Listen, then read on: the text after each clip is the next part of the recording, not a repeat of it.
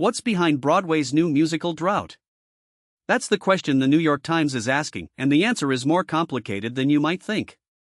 For a while there, it seemed like Broadway couldn't stop producing new musicals. 14 opened in the 2024-25 season. 15 the season before that. But here's the thing, almost all of them flopped. And the industry noticed.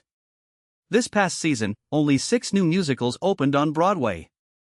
2 of those, The Queen of Versailles and Beaches, closed almost immediately. And looking ahead to the rest of this year? Just 2 new musicals have announced Broadway runs: Wanted, about a pair of outlaw sisters, and Galileo, about the astronomer put on trial for heresy.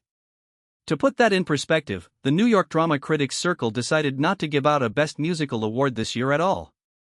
And 2 of the 5 Tony nominations for Best Score went to music written for plays, not musicals. That's how thin the new musical pipeline has gotten. So what's actually going on?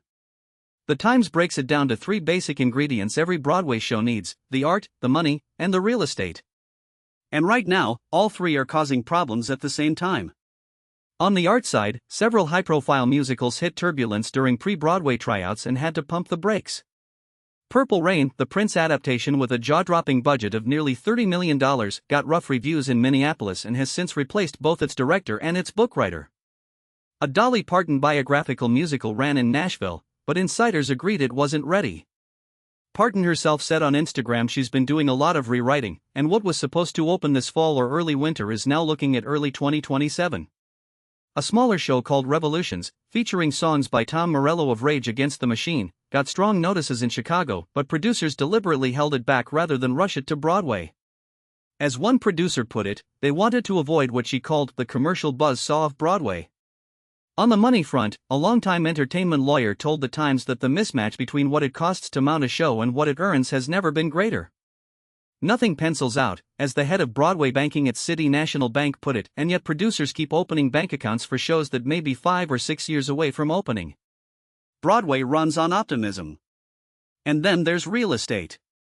Broadway has 41 theaters, controlled by a small group of landlords.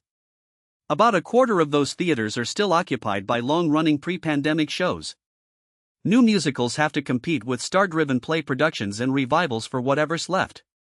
Producers say that landing the wrong theater can actually accelerate a show's failure. The buildings range from 600 to nearly 2,000 seats, and the wrong fit can be fatal. At least 2 musicals, Midnight in the Garden of Good and Evil and The Bedwetter, a Sarah Silverman musical, are sitting in the wings right now, waiting for the right house to open up.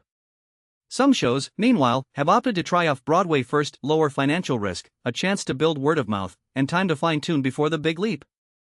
Now, some producers think this drought is essentially a correction, that the glut of new musicals in 2023 through 2025 was a pandemic backlog working itself out, and the industry is just rebalancing. And there are reasons for cautious optimism. Lin-Manuel Miranda's first full-stage show since Hamilton, and a Broadway transfer of Paddington, the musical from London, are both targeting next April. Dozens more shows are in development, from The Greatest Showman and La La Land to The Princess Bride. But for now, one of Broadway's most essential art forms, the original musical, is unusually hard to find on the Great White Way, and the path from page to stage has never felt longer. This has been your Broadway briefing. The songs may be quieter on Broadway right now, but the story is anything but.